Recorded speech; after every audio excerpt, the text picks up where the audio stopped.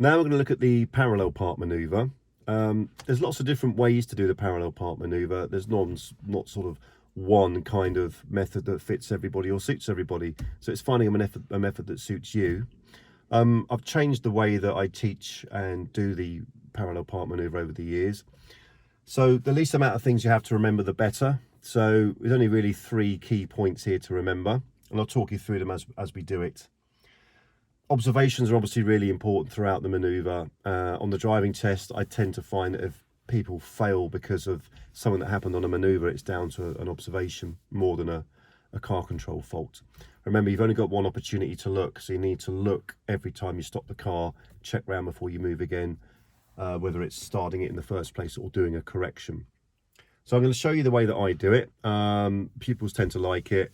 As I said, not much to remember, but it's important to keep the car really slow and steer very quickly. And the more consistency you have with speed of steering and your reference points, the more consistently good the outcome's going to be. So we're going to use this vehicle in front of us.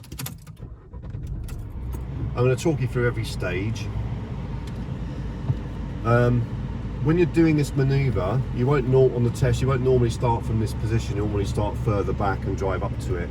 And one of the first faults that occurs is that when people are positioning next to the car, they don't check this mirror. And remember, you must always use this mirror when you're braking. So before you slow down or stop, that mirror must be checked to see if people are close behind you. If somebody's very, very close behind you, you may not even have time to stop safely, so you may have to drive on and find somewhere else to do it. But of course, here I'm checking around before I move off. But if I was approaching this vehicle from further away, I'd be needing to check this middle mirror here to make sure it's okay for me to stop and position. So start position is with your shoulder lined up with this end of the vehicle, the back end of the vehicle. This vehicle could be parked either way. We're using this first end of the vehicle lined up with your shoulder. And note the distance we have from the vehicle, which is probably about 2.5 feet. So, which is incidentally the closest you should ever get to a parked car when you're driving past it. Check out my videos on going past parked vehicles and dealing with those. But this is the distance you really want. Don't get any closer than what we have now. So in reverse gear, prepare, observe and move. So I'm going to steer a circle left. Now I am moving off because this vehicle can't get through and it's turned off now anyway. I'm keeping a good all-round observation. Note the car's very slow.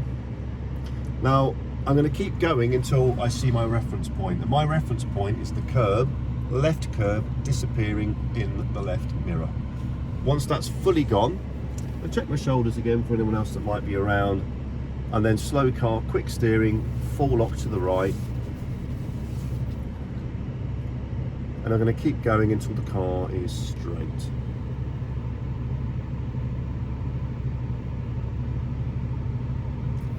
Once the car's straight, 1.5 turns in this car between full lock and straight, and then handbrake and neutral.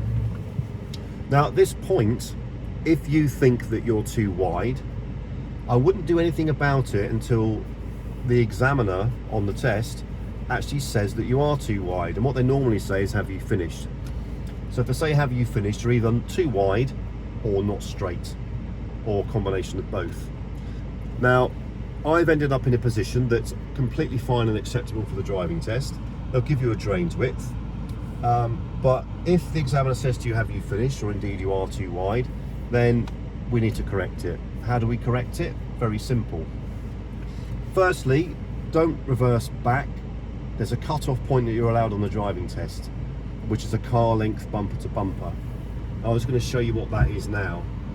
Now, we've got here perhaps about 1/2 to 3/4 of a car length, and if I just drive back and show you what a car length is roughly, so this is roughly the distance you'll be allowed on the test. So you don't want to come back any more than what you see now.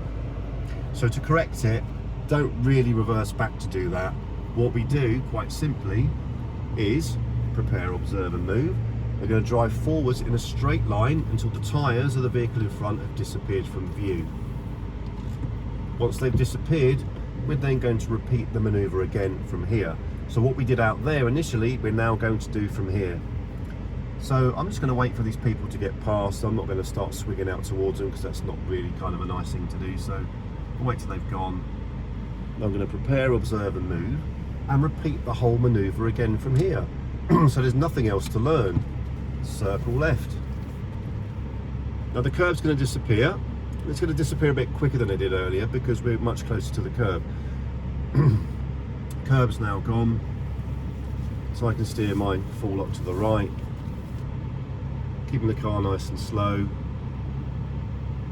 And then you can see when you're parallel in the mirror and also lining yourself up parallel to the vehicle in front.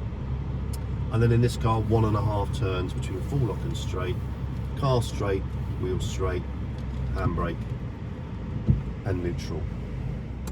So the reference point when we're doing the parallel park manoeuvre, I use quite a lot the curb disappearing in the left mirror. Now, through trial and error, you'll get the mirror set in a particular place. And generally, the mirrors can be used in that position for your normal driving as well. In this car, I tend to set it up so I can see about half the front door handle. And that seems to work quite nicely for the manoeuvre and for general driving as well. But if you're going to use a reference point where the curb disappears in the left mirror, just remember you're going to have to, through trial and error, get that right to start with. But once you've got it and you know where that's set, that can be set for the manoeuvre and for your normal driving as well. So you don't have to readjust it when you're just about to start the manoeuvre because it's set all the time for your normal driving as well. But just remember that would have to be set in that position. There are other reference points you can use, but that's quite a good one.